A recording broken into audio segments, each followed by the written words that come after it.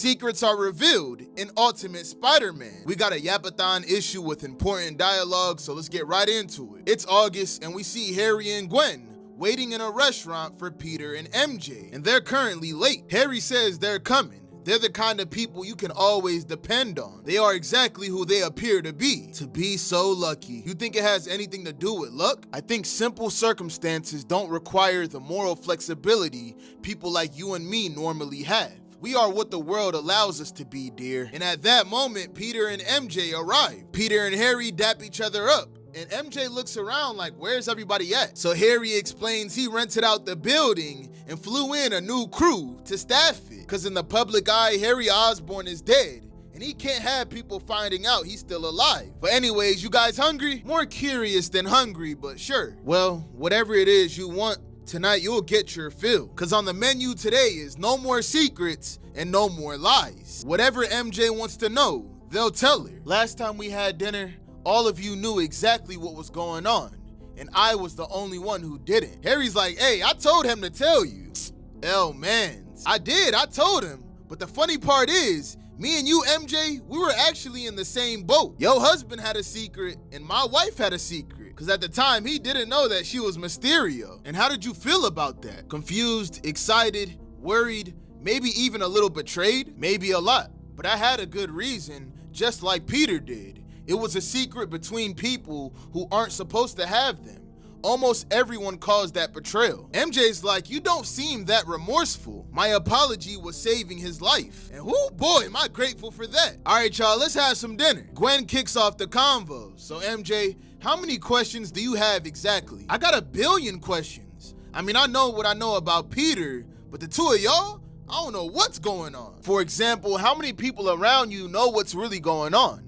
Do they know about us? What enemies do you have that we don't know about? I could go on. You should. Keep going. The point is, it's become obvious to me that the three of you are joined at the hip, for better or worse, like a black hole sucking in everything around it. You're worried about your kids. I mean, of course we are. And about each other, and the two of you for the record. Right back at you, twin. So that's the real question.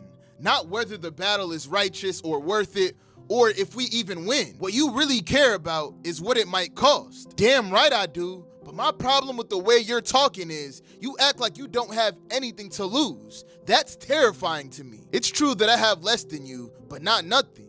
Like I said earlier, I betrayed a generational alliance for Harry. And that's another thing. From the way that Peter explained it, you've been posing as a villain, real or not, the whole time. Peter's like, you know it's more complicated than that, MJ. Look, I wish I didn't have to talk about this. I really do. But it's what keeps me up at night. It's what robs me of sleep and steals any peace that I have. I understand that the three of you feel like you need to do this. That maybe it's what you were put on this earth to do.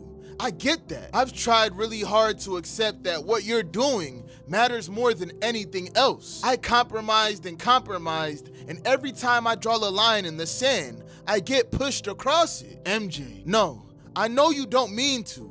I know you're getting pushed across that line also, but I never imagined it would go this far when it started. I thought we could manage it. I thought I could, but the danger, the running, the secrets that cost us everything, our children, where does it end?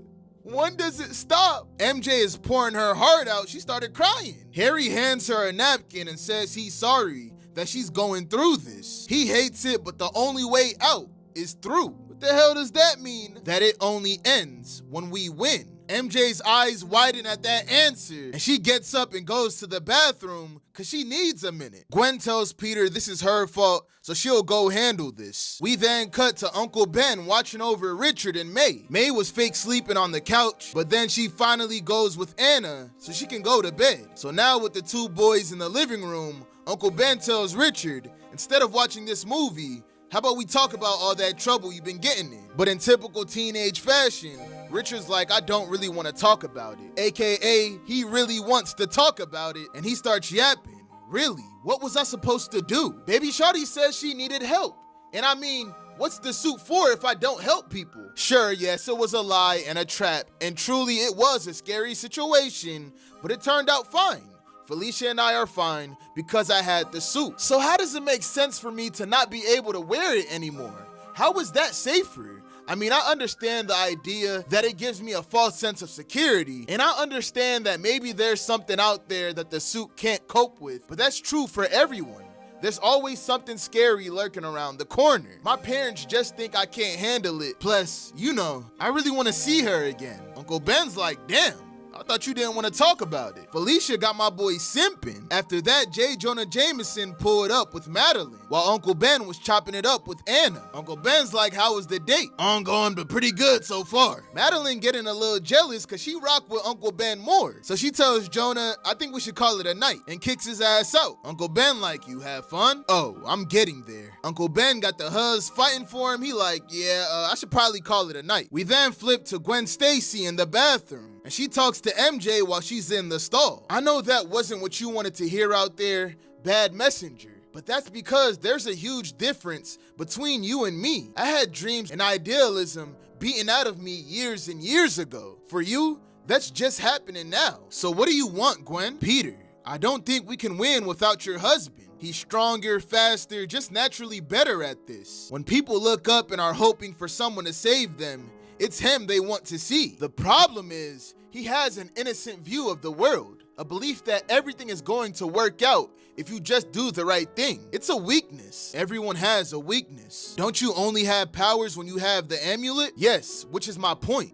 You should pay attention to it. I have to be very careful when I'm not Mysterio. I'm vulnerable, a weakness to those around me, and in a certain sense, useless. Just like you and your children, except for you, it's every single minute of every day.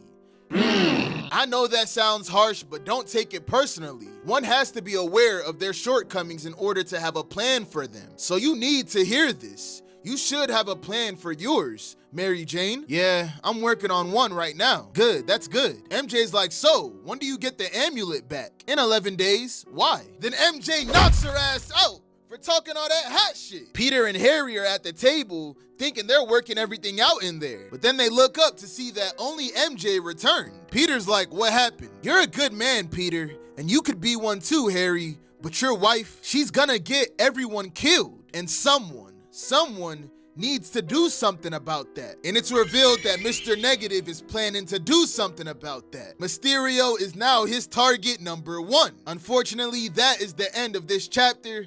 Let me know your thoughts on it in the comments. And on that note, I'm gonna see y'all boys and girls next time. Yeah!